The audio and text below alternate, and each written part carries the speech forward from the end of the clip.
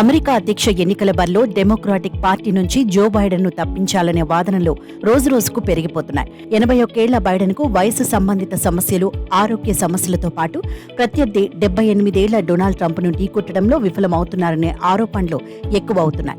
ఈ క్రమంలోని America senator Ted cruise తాజాగా చేసిన వ్యాఖ్యలు ప్రస్తుతం అమెరికా అధ్యక్ష ఎన్నికల్లో ఆసక్తికర చర్చకు దారితీశాయి.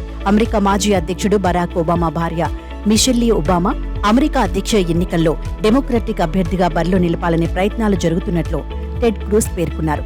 అయితే ఎన్నికలకు కేవలం 3 నెలల ముందు ఈ ఆగస్టులో జరిగే డెమోక్రాటిక్ నేషనల్ కన్వెన్షన్ లో బైడెన్ ను మార్చి ఆ స్థానంలో మిషెల్ ఒబామాను రంగంలోకి దించే అవకాశం ఉందని టెడ్ క్రూజ్ తెలిపారు.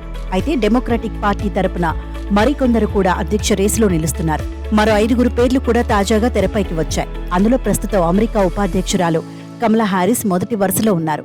ఈమె భారత సంతతికి చెందిన వ్యక్తి కావడం గమనార్హం. ప్రస్తుతం అమెరికా వైస్ ప్రెసిడెంట్ గా ఉన్న కమలా హారిస్ గత 2020 అమెరికా అధ్యక్ష ఎన్నికల్లో డెమోక్రటిక్ పార్టీ తరపున అభ్యర్థిత్వం కోసం పోటీపడి విఫలమయ్యారు.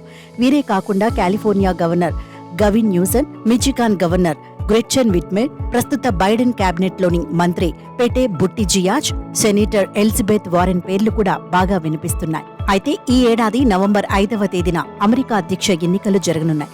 ఇప్పటికే డెమోక్రాటిక్ పార్టీ తరపున ప్రస్తుత అధ్యక్షుడు జో బైడెన్, ఇటు రిపబ్లికన్ పార్టీ తరపున మాజీ అధ్యక్షుడు డొనాల్డ్ ట్రంప్ చివరికి అధ్యక్ష బరిలో నిలిచారు.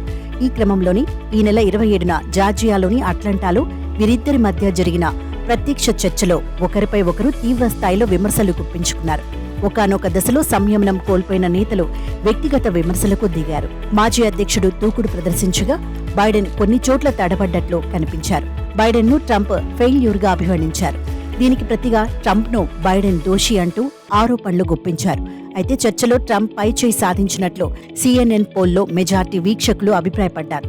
అమెరికా ఉపాధ్యక్షురాలు కమలా హారిస్ సైతం బైడెన్ చర్చను నెమ్మదిగా ప్రారంభించినట్లు తెలిపారు. కానీ చివరకు హుందాగా ధీటుగా ముగించారని పేర్కొన్నారు. మొత్తం చర్చలో ట్రంప్ 23 నిమిషాల 6 సెకండ్లు మాట్లాడగా బైడెన్ 18 నిమిషాల 26 సెకండ్లు తీసుకున్నారు. దీంతో సొంత పార్టీ నుంచే బైడెన్ తీవ్ర విమర్శలను ఎదుర్కొంటున్నారు.